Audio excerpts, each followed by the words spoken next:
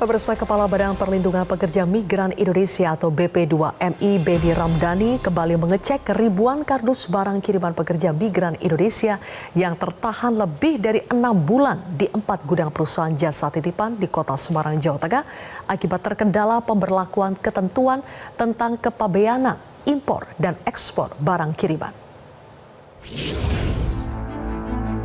Berapa semua ya Mas ini Mas? Mas berapa semua ya? Sama.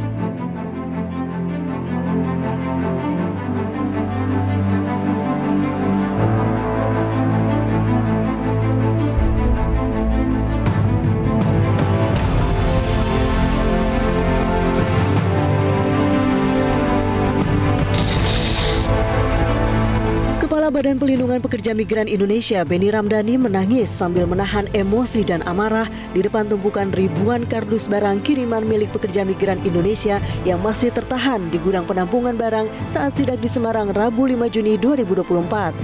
Nah, mereka ini kan penyumbang devisa, maka BP2MI sebetulnya sejak awal sudah berkirim surat agar kami bisa buktikan dari barang-barang tertahan adalah milik pekerja migran yang terdata. Dari 47.000 CN yang dikirim oleh Bea Cukai, itu kami temukan tracing 13.000. Nah, dengan yang 13.000 kami buktikan bahwa mereka PMI, lalu apa lagi yang menjadi alasan harus tertahan? Oke, sekarang selisih dari 47.000 yang masuk data ke kami, berarti ya selisih dari 13.000 PMI.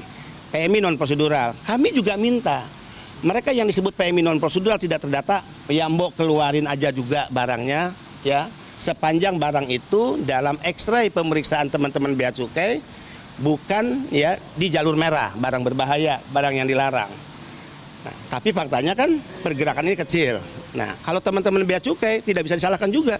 Beliau ngomong, ya kami juga dirugikan dengan barang yang terus menumpuk karena itu akan menambah pekerjaan. Perusahaan jasa titipan rugi karena dia nyewa gudang. Semakin banyak barang tertampung, semakin besar biaya yang dikeluarkan. Untung ada kebaikan hati mereka tidak membebankan biaya sewa gudang kepada PMI. Nah, artinya apa? Harus ada keputusan di level tertinggi. Keputusan apa? Selain tadi revisi Permendak yang sudah dilakukan, tidak dibatasi lagi pekerja migran mengirim barang, jumlah dan jenis tertentu, bagaimana segera cut off, ya, diskresi keluarkan semua barang yang hari ini ada di gudang-gudang dan itu milik pekerja migran baik yang prosedural dan unprosedural. Nggak boleh lagi ada dikotomi apakah dia tercatat atau tidak. Mereka sama-sama nyumbang devisa kok.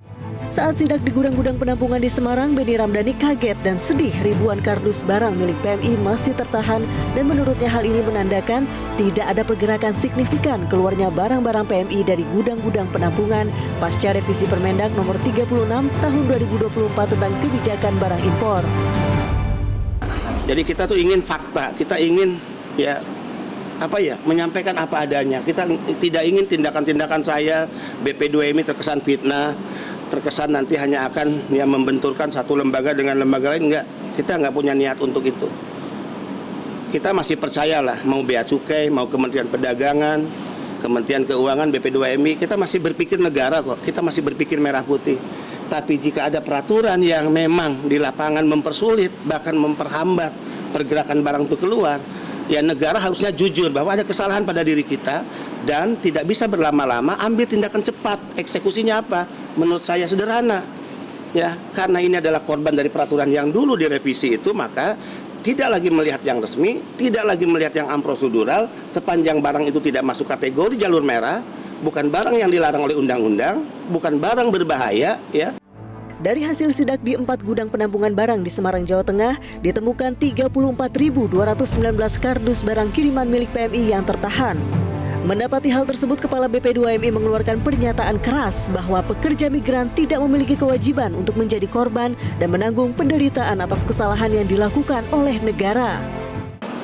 Dan itu butuh sosialisasi. Iya. Kan ada dua hal sebetulnya. Peraturan ketika dibuat itu melibatkan apa yang disebut publik. Jadi ada istilah di parlemen itu public hearing, Pak. Atau di kementerian kita ngundang. Kayak ini diundang nggak waktu kepatuhan mau dikeluarkan? Enggak kan? Enggak loh, stakeholder. Iya. PMI-nya lewat komunitas perwakilan undang. Enggak. Oke, kalau gagal di level itu jangan bikin kesalahan kedua, yaitu ketika akan diberlakukan, udah tangan ini, kita mau saklek-saklekan, sosialisasi. Itu yang dilakukan. Nah, peraturan itu keluar. Sepanjang dia bukan jalur merah. Sederhana kan? Tinggal butuh kearifan aja. Saya tadi berdoa hanya minta kearifan para pejabat negara, kearifan pemimpin di pemerintahan, hanya kearifan aja. Coba itu, tolong ada barang rakyat saya tertahan sekian bulan keluarin, kan itu yang keren. Bukan tolong itu ada barang dari staf saya, barang keluarga saya, karena merasa pejabat. Gimana? Beni bahkan mengusulkan pemerintah harus berani mengambil keputusan yang bersifat diskretif untuk memutus sengkarut mata rantai pengeluaran barang milik pekerja migran Indonesia dari gudang-gudang penampungan tanpa membedakan PMI resmi maupun PMI unprosedural. Gudang 4 PJT yang tertahan ini sebanyak 34.219. Artinya tidak ada pergerakan yang sangat signifikan. Penderitaan rakyat semakin panjang dan karena kekeliruan, dosa negara, ya kesalahan pemerintah sangat tidak fair dan jolim kalau rakyat yang menjadi korban. Nah, bahkan jika kita lihat ya banyak informasi kalau barang itu milik dari keluarga pejabat, barang itu milik staf-staf dari pejabat, dengan mudah dia gampang menelepon, tolong keluarin ini milik staf saya, milik keluarga saya. Yang dirindukan rakyat bukan itu. Yang dirindukan rakyat ada pejabat yang memiliki otoritas, dia menelepon bea cukai dengan mengatakan tolong keluarkan ribuan dos milik rakyat saya. Itu yang dibutuhkan. Nah, ini sangat memiriskan kita semua, ini sangat melukai ya rasa kemanusiaan kita. Negara tidak fair, kalau bicara devisa, PMI dipuji sebagai pejuang. Tapi ketika masalah barang, dia dianggap sebagai pecundang. Nah, sebetulnya ini introspeksi bagi negara. Negara ini lahir untuk mensejahterakan dan membahagiakan rakyatnya, bukan untuk mempersulit. Ya. Dan ini peristiwa yang tidak boleh lama. Kebijakan untuk segera ada keputusan, barang dikeluarkan ya dari setiap gudang. Ini yang ditunggu, jangan sampai kita menunggu kemarahan rakyat yang akan diwujudkan ya dengan cara mereka sendiri. Oke, makasih. Jika permasalahan barang kiriman PMI tidak terselesaikan, ini akan dicatat sebagai sejarah terburuk negara dalam memberikan pelayanan terhadap pekerja migran Indonesia sebagai penyumbang devisa terbesar kedua terhadap negara. Dari Semarang, Jawa Tengah, Andre Aprianto, Metro TV. Jelajahi cara baru mendapatkan informasi. Download Metro TV Extend sekarang.